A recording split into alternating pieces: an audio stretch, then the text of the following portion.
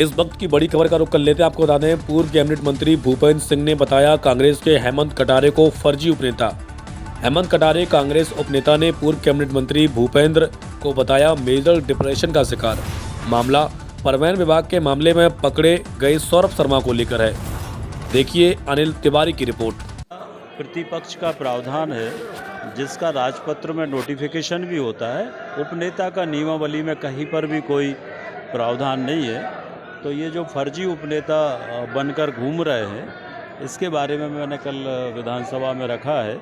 ये नियमावली है। इस नियमावली में कहीं पर भी उपनेता का कोई प्रावधान नहीं है। ये राजपत्र का प्रकाशन है। इस राजपत्र में नेता प्रतिपक्ष का ही नोटिफिकेशन है, उपनेता का कोई नोटिफिकेशन नहीं है।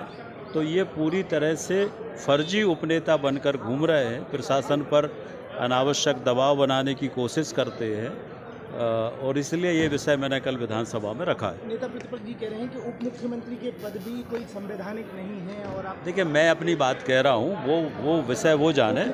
मैं तो ये नियम बता रहा हूँ। ये नियम है, ये नोटिफिकेशन है राजपत्र में। ये राजपत्र का नोटिफिकेशन है। ये विधानसभा की नियमावली है और इसमें ये स्पष्ट है कि उपनेता का कोई प्रावधान नहीं है। मुख्यमंत्री को लेकर पूछ रहे हैं, आप भी अनुभवी व्यक्ति हैं। मैं उस पर नहीं, वो अलग विषय है। सिंह तोमर जी जो हमारे विधानसभा के अध्यक्ष हैं, उनके निर्णयों को फर्जी बता रहे हैं, क्योंकि दिनांक 25 जनवरी 2024 को माननीय पीएस महोदय द्वारा मुझे उपनेता के तौर पर रिकॉग्निशन दिया गया। उसका पत्र है, सचिवालय से भी आप प्राप्त कर सकते हैं। दूसरी बात, उनके द्वारा मुझे बधाई भी दी गई, व्हाट्सएप संदेश भी है मेरे पास। उन्होंने मुझे बाकायदा बधाई दी। जब पीएस बधाई दे रहे हैं तो पीएस जो है नरेंद्र सिंह तोमर जी के ब्याह पे ही बधाई दे रहे हैं। अब यदि इसके बाद भूपेंद्र सिंह जी जो थोड़े अनपढ़ नेता हैं, यदि वो ये बात कहते हैं कि ये फर्जी है, तो वो अपने विधानसभा के अध्यक्ष के निर्णयों को फर्जी बता रहे हैं। तो वो उनका आपस का विषय है। वो उस ऑर्डर को लेके दोनों आपस में एक बार चर्चा करें कि कौन फर्जी है कौन नहीं है, और निर्णय हो जाए तो मुझे भी अवगत कराना चाहिए। मेरी बात हो जाने दीजिए, अब सबका जवाब आ जाएगा।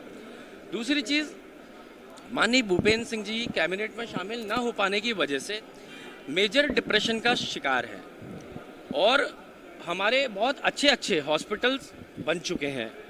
पूरे देश में अच्छे डॉक्टर्स हैं जो मानसिक रोगों का इलाज करते हैं। सीहोर में भी एक बहुत बड़ा अभी हॉस्पिटल बना है, मेंटल रिहैबिलिटेशन सेंटर है एक।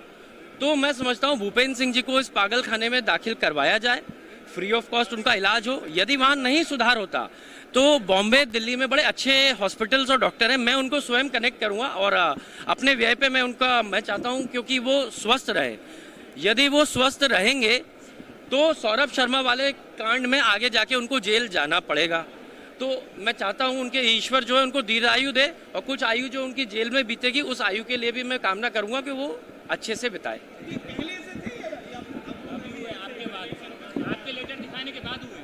मुझे लगता है कि पहले आधे पागल हुए जब उनका कैबिनेट में नाम नहीं आया, और बचे हुए जब मैंने उनकी नोटशीट दिखा दी तो 100% वो पागल उसके बाद से हो गए हैं।